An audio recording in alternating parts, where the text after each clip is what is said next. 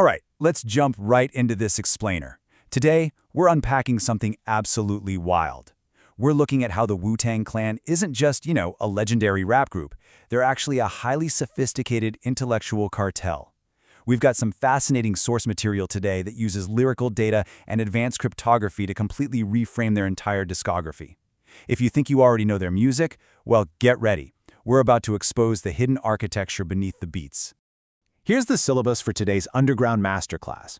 We'll hit 5 key areas. First, decoding the Shaolin lexicon. 2, the 9-chamber intellectual cartel. 3, blueprints for corporate sovereignty. 4, the radical systemic critique.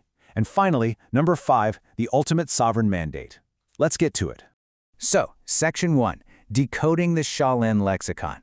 We're going to start our iceberg model right at the surface here, taking a look at the raw computational linguistics behind their operation. To set the stage, I want to pose a question, and this is something researchers actually set out to answer. Who do you think has a larger vocabulary, William Shakespeare or the Wu-Tang Clan? Sounds crazy, right? But a seminal study mapping the first 35,000 words of various hip-hop artists brought back numbers that completely shatter the benchmarks of classical Western literature.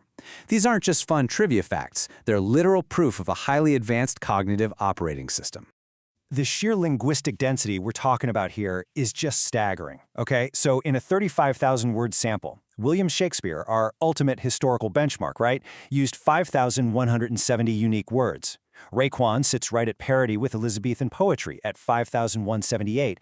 Ghostface Killa completely surpasses Herman Melville's Moby Dick baseline. And the Jiza? Get this, 6,426 unique words. Every single syllable serves a clinical purpose. It literally proves that individual members possess a higher functioning vocabulary than the greatest recognized playwright in English history. No way, right? But the numbers don't lie. But listen, they didn't just happen to have a massive vocabulary. They actually engineered these semantic pillars into a fully encrypted network. Why? To communicate across hostile urban environments without being detected. It's brilliant. They completely remapped geography, like coding Staten Island as Shaolin, to basically nullify colonial civic terms. They were using digital shadow protocols, speaking in layered codes and misdirection way before modern algorithmic surveillance was even a thing. It was a completely distinct socio-political dialect. By using these highly specific terms, they were essentially rebuilding reality. Take CREM, for example. Cash rules everything around me. By deploying this, or using terms like ICE for mineral wealth, they reconstructed economic vocabulary into sovereign, subterranean commerce units. They completely decoupled the street economy from traditional exclusionary banking terminology. It's a total paradigm shift. Moving on to Section 2, the 9-chamber intellectual cartel. Let's look at how this insane vocabulary actually formed a decentralized matrix. Because this definitely wasn't your standard musical group. Under Ars's orchestration, the collective functioned as an intellectual cartel, where each of the 9 units maintained a specific mathematical archetype and philosophical discipline. It's like a giant puzzle. You've got Arza as the alchemist, fusing tech and ancient theology. Jeezy as the physicist, operating with just absolute structural economy. Ghostface is the surrealist engine, painting these abstract images. Then, Raekwon acts as the street documentarian, mapping the underworld. You've got Method Man's rhythmic core, Deck's spatial architecture, and Old Dirty Bastard providing the shamanic counterweight, that untamed energy that perfectly offsets the clinical logic of the others. Throw in Mastakilla's philosophical strikes, and you got acting as the ballast, keeping it all grounded, and wow. Every single voice was absolutely crucial to make the collective unbreakable. All right, Section 3, Blueprints for Corporate Sovereignty. Let's go a little deeper.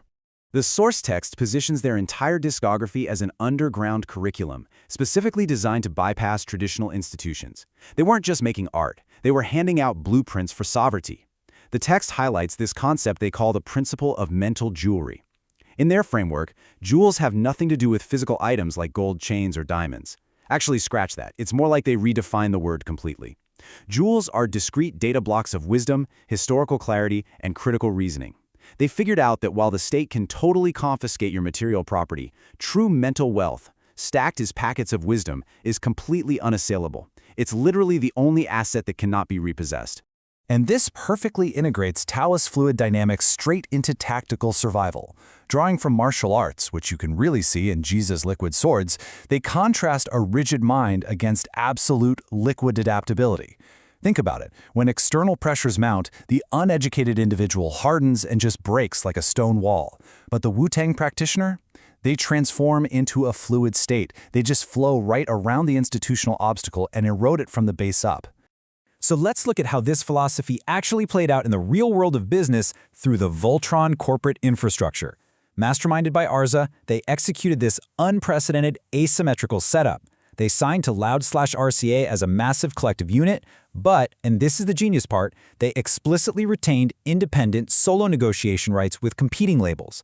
They effectively built a decentralized autonomous organization before that term was even a blip on the radar. They conquered market share everywhere all at once while retaining ultimate creative and financial sovereignty, a real game changer. Which brings us to Section 4, the radical systemic critique. Let's dive into the core of the iceberg. The manifesto provides a really uncompromising look at American state institutions, reporting straight from inside the machine itself. The source material lays out an aggressive critique, impartially reporting on the Klan's complete lyrical rejection of mainstream narratives. For instance, the text details how they flat-out rejected the idea that the crack epidemic was just some localized moral failure. Instead, they framed it as a state-sponsored, multi-tiered corporate loop of narcotic inundation. The state facilitates the poison, the desperate population converts it into a survival economy, and the state profits by building private prisons to cage the infected. It's heavy stuff. And beyond narcotics, the manifesto outlines a much broader systemic critique. It details how the public education system engineers mental compliance by essentially erasing historical identities. They call it an educational lobotomy.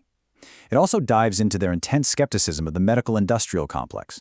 The text frames this as executing passive eugenics in resource-starved zones through toxic materials, food deserts, and subsidized liquor. The argument here is that the system actively weeds out populations it no longer needs to sustain post-industrial capitalism. And when it comes to politics, well, the text asserts that the two-party system is merely an engineered distraction. Left-wing, right-wing, they argue it's the exact same vulture, so stop feeding it. The idea is that partisan infighting is just designed to provoke horizontal culture wars among the lower classes. And what does that do? It effectively maintains the untouched agendas of the central banks, the military-industrial complex, and the surveillance state. Finally, Section 5, the ultimate sovereign mandate. Let's see how all this builds into their modernized digital protocols. The updated text argues that methods of control haven't disappeared, they've just evolved. Physical chains have been replaced by smartphones, dopamine-driven notification systems, central bank digital currencies, and algorithmic profiling. The new plantation doesn't need whips because it willingly harvests your attention and your data.